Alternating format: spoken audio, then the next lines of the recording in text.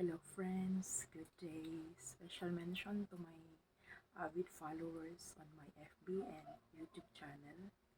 Please keep on engaging on my vlogs. I would like to recognize here my fellow teachers in the DepEd, specifically in Aguinaldo Elementary School, and all schools of Governor Generosa South District, Division of Davao Oriental. Hello there. And to those who are not yet following, kindly follow me and subscribe Rosemary Pandakiroy or Teacher Rosemary's Vlogs. Many of my co-teachers here in Governor Generoso is quite complaining about how confusing, how time-consuming in preparing the lesson plan using the within and across integrations. Kayo din ba? Well, in our division, English team religiously following the step-by-step implementation of the within and across integrations in preparing our lesson plan and of course in our teaching. Actually, the implementation of this curriculum was in 2020 and even until now, the integrations are still there in all learning areas. This is stated in the DepEd Memorandum number 31 series of 2020. Due to the fact that within and across integrations curriculum is quite intricate and time consuming, I have some tips to share about it. Hey, are you one of them who can relate of what I said earlier? So please stay tuned and finish watching this video. So hopefully this will help you. What are the things to do when making a lesson plan using the within and across integrations? First, get your MELC or your minimum learning competency. It is where you find the competencies and decide which subject to be observed by your master teacher or by your principal. What subject to get the objectives for across and for within integrations. Second, if you are already decided the subject to teach and had your competency of the recent quarter and week as your main objective, that's the time you will find an objective that will connect to the main objective in same subject rather, and quarter. It is simply called within integration. Example, you will be making a lesson plan in English 6, quarter 4, week 6.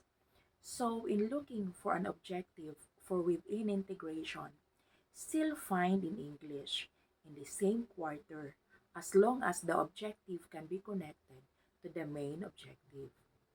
Third step, find another objective to learning areas with the same medium in English, in same grade level and quarter.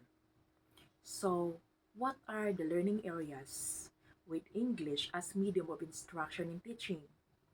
It would be Math 6, it would be Science 6, it would be Arts 6, or it would be Music 6, PE 6, or Health 6. Just remember that the objective you would get from any of this subject can be relatable or connected to the main objective, which is from English. These are the three competencies must be intertwined or interconnected along in the making of your lesson plan. So, you already have the objective for Springboard or the main objective from English 6.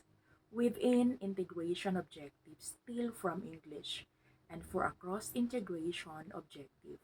For example, you got it from Science 6. Now, that's the time for you to start writing your lesson plan. And integrations will start from motivation to assignment parts of your lesson plan. Take note that there will be no competency shall be left behind.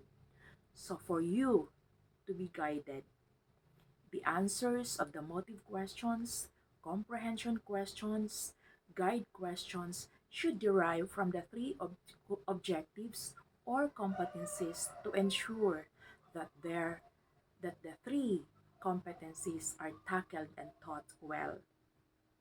Fifth step, follow the within and across integration lesson planning template so that each part of the lesson plan is well planned and written. Let us recall the parts of the lesson plan.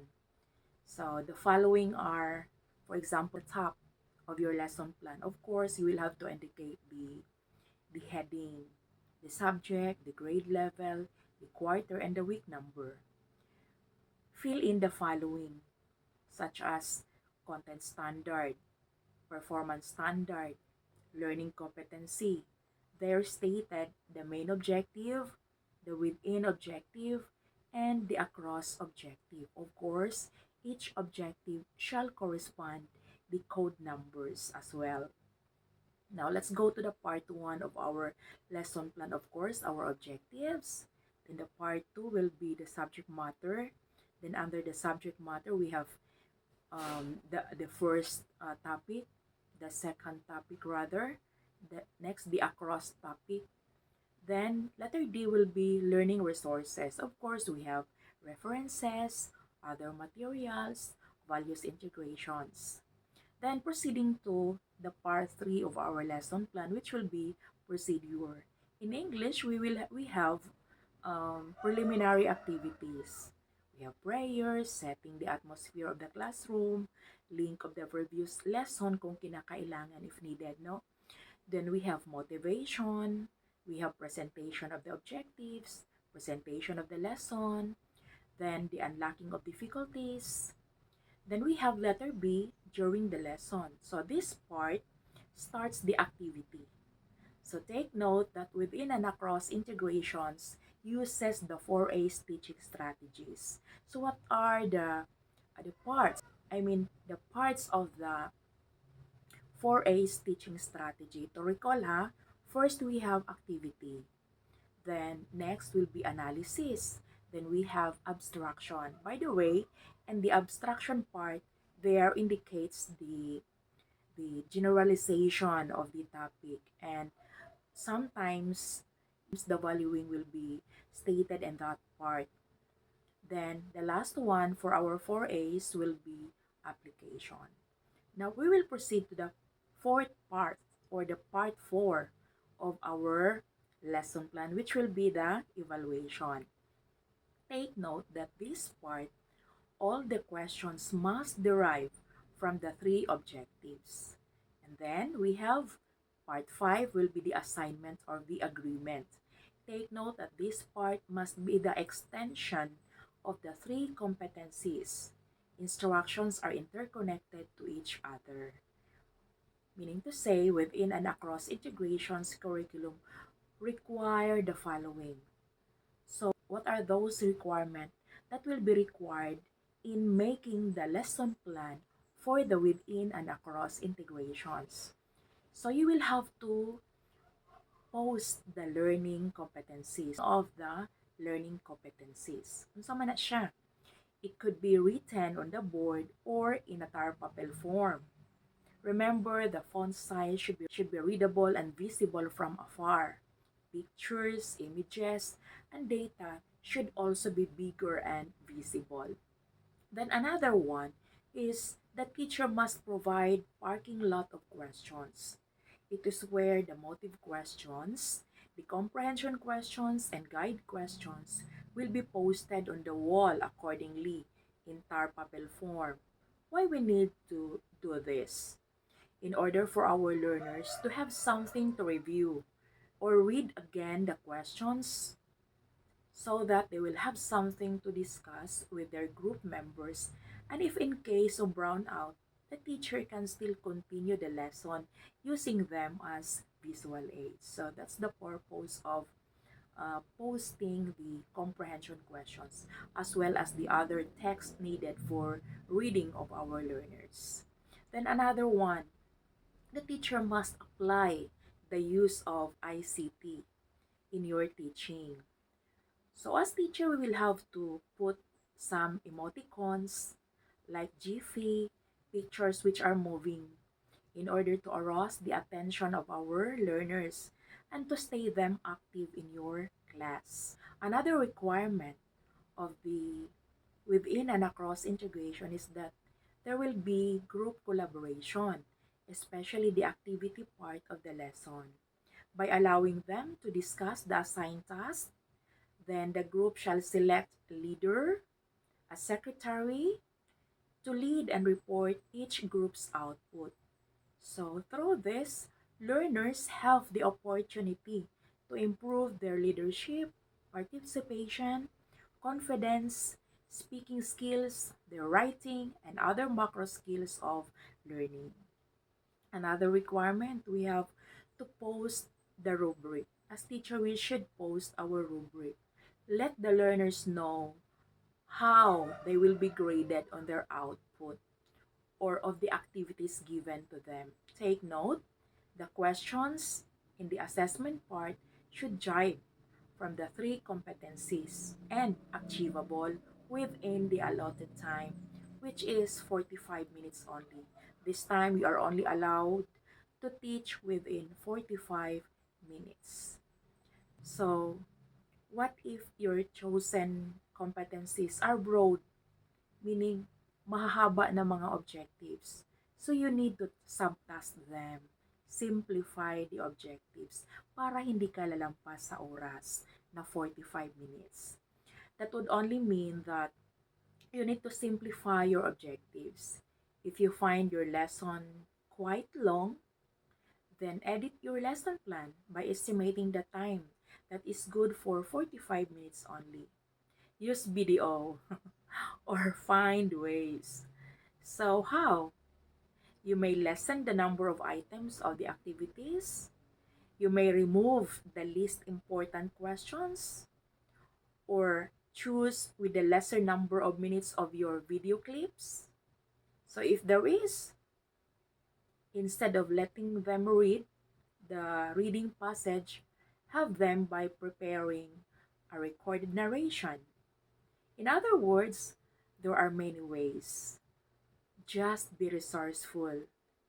Be imaginative of thinking ways without sacrificing the things they need to learn based on the three competencies. Aside from that, do not forget to insert teaching, literacy, and numeracy awareness for our learners. Then, it is also important. Comprehension questions are HOTS with Solo framework. After hearing all those tips, how are you now, dear fellow teachers? We are just using this once or twice a year, depending on what option would you choose on how to be observed by your master teacher or your school principal. Are we going to choose option A or option B? Aside from that, master teacher and the school principal do not focus on how high of your points or grade you'll receive. They will focusing on how will you be given a technical assistance in order to improve more the teaching performance of the teacher and so that teachers can serve better or best to the learners. Kumusta? How's the within and across integrations curriculum in your school? Or how's the within and across integration preparations for you? Is it still laborious, difficult, confusing? Well, for more queries, clarifications, you can drop your concern in the comment section of my FB. You can watch again my YouTube channel. Just subscribe to Rosemary Pandak Iroy or Rosemary Iroy. Hoping that I was able to give you a few insights through this video, especially to new teachers or to teachers who have still confusion about using the within and across integrations curriculum. So bye for now and thank you for watching.